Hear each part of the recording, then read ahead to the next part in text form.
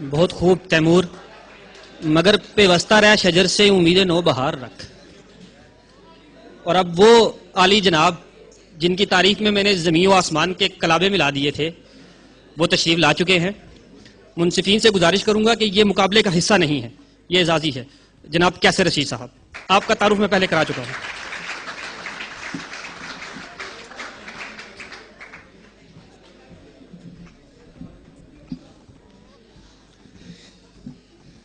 اللہ کے نام سے شروع جو بڑا مہربان اور نہایت رحم فرمانے والا ہے۔ بادت خدا بنام مصطفیٰ جو رب کا ہم پر سب سے بڑا رحم اور سب سے بڑی مہربانی ہے۔ عزیزان من، 14 اگست 1947 مہاجرین کا ایک لٹا پھٹا قافلہ سرحد کے اس پار سے سرحد کے اس پار آنے کو تیار تھا۔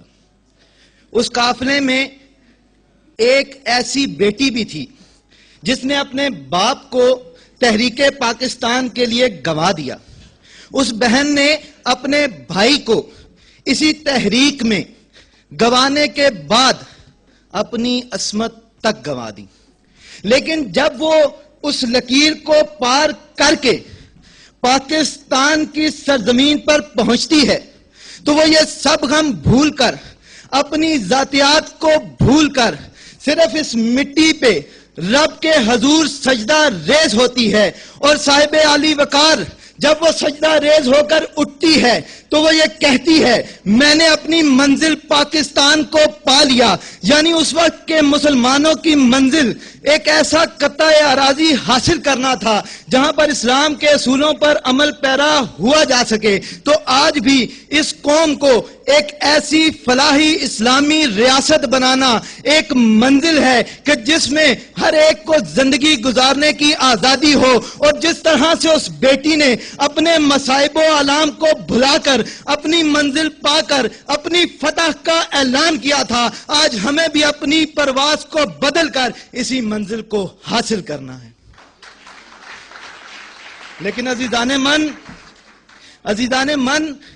آج یہ منزل حاصل کی جائے تو کیسے کہ ہم آج تک اس قطع اراضی پر لوگوں کا ایک ہجوم ہے۔ ہمیں 70 سال سے ایک قوم بننے نہیں دیا جا رہا۔ کہیں پر آزاد بلوچستان کا جھگڑا ہے تو کہیں پر دیکھتا ہوں تو پختون اور ہزارہ کے لوگ باہم دست و گریباں ہیں، کہیں سرائکی اور پنجابی آپس میں لڑ رہے ہیں۔ جناب والا اس کے ساتھ ساتھ ہمیں بین المسالک فرقہ واریت میں ایسا دھکیلا گیا کہ ہم اپنے آپ کو مسلمان نہیں کہتے بلکہ فرقے کے نام کو اپنے اوپر ایک نشان تصور کرتے ہیں۔ صاحب علی وقار مسلمان ہی مسلمان کو مار رہا ہے۔ سڑکوں پر خون ایسے ہے جیسے کوئی ارزاں رنگ گرا ہوا ہو، اور شاعر اس پر یہی دہائی دیتا ہے کہ بہا دو خون سڑکوں پر، مگر اتنا تو تم سوچو وطن جب خون مانگے گا تمہارے پاس کیا ہوگا۔ اور صدر علی وقار یہ پرواز کیسے بدلے کہ ہمارے قوم کے بچوں کی پرواز کرنے سے پہلے ہی ان کو جنسی استحصال کا شکار کر کے ان کے پر کاٹ دیے جاتے ہیں۔ تو کہیں پشاور میں اے پی ایس میں پڑھنے والوں کو دن دہاڑے موت کے گھاٹ اتارا جاتا ہے۔ جناب صدر یہ قوم پرواز کیسے بدلے کہ یہاں پر نوجوانوں کا حال یہ ہے کہ قومی دن پر بھی گاڑی کے باہر قومی پرچم لہرا کر اندر ہندوستانی موسیقی سے لطف اندوز ہوتے ہیں۔ جناب والا یہ قوم بدلے۔ صاحب صدر یہ قوم اپنی پرواز بدلے تو کیوں کر کہ آج ہماری قوم کی بیٹیاں بیگم رانا لیاقت علی خان، بیگم سلمہ تصدق حسین اور فاطمہ جناح کو بھلا کر کرینہ کپور، کترینہ کیف اور عالیہ بھٹ کو یاد کرتی ہیں۔ صدر علی وقار ان کی پہچان کے لیے ان کا تعارف کافی نہیں بلکہ اپنی فیس بک کی پروفائل پکچر پر ان کی تصویر لگا کے ٹویٹر میں اپنے تعارف میں یہ تک لکھ دیتی ہیں کہ بیبی ڈول میں سونے دی۔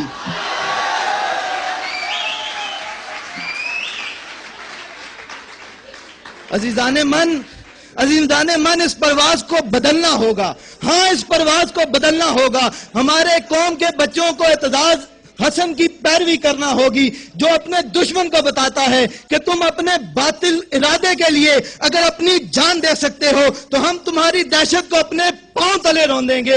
جناب صدر، اس قوم کو پیروی کرنی ہے، اس قوم کی ماں کو پیروی کرنی ہے۔ شہید یاسر عباس نشان حیدر کی ماں کی طرح جو اپنے بیٹے کی شہادت پر بھی مسکراتے ہونٹوں سے یہ کہتی ہیں کہ میرا ایک بیٹا شہید ہوا، میرے 2 باقی بیٹے بھی اس وطن پہ جان قربان کریں تو میرے لیے یہ سب سے بڑھ کر خوشی ہوگی۔ صاحب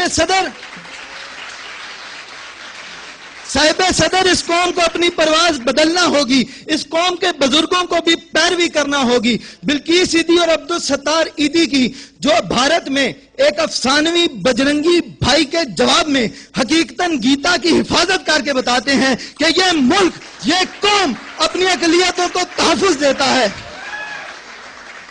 صاحب ذی وقار، اس ملک کی بیٹیوں کو پیروی کرنا ہوگی۔ پاکستان کی بیٹی دنیا اسلام کی پہلی جنگی پائلٹ عائشہ کی طرح کہ جو اپنے جہاز کی آواز سے دشمن کو للکارتی ہے۔ جناب صدر، اس قوم کی بیٹیوں کو پیروی کرنا ہوگی اس فاطمہ سغرا کی جس نے پاکستان بننے سے قبل سول سیکریٹریٹ لاہور پر ہزاروں انگریز سپاہیوں کو نامرد ثابت کرتے ہوئے یونین جیک کو اپنے پاؤں تلے روند کر پاکستان کا جھنڈا گاڑ کر بتایا کہ اگر تم پاکستان کی طرف آنکھ اٹھا کر دیکھو گے تو اس قوم کے بیٹے تو ایک طرف، تم اس قوم کی بیٹیوں کا مقابلہ بھی نہیں کر پاؤ گے۔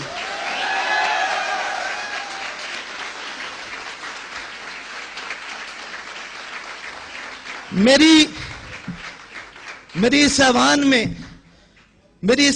میں صرف یہی گزارش ہے کہ آج نہ کوئی انعام، نہ کوئی اکرام، نہ کوئی اجرت، نہ کوئی مزدوری، صرف اس کام کے لیے میں یہاں پر آیا کہ جس طرح سے آج بے لوث ہو کر میں یہاں آیا ہوں، یہاں سے اگر ایک بھی شخص پاکستان کے لیے بے لوث زندگی گزارنے پر تیار ہو جائے تو یقین کیجئے آج کی اس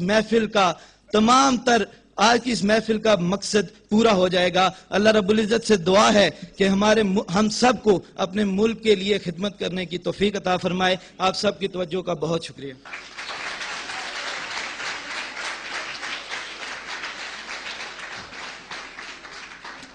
بہت شکریہ کیسر۔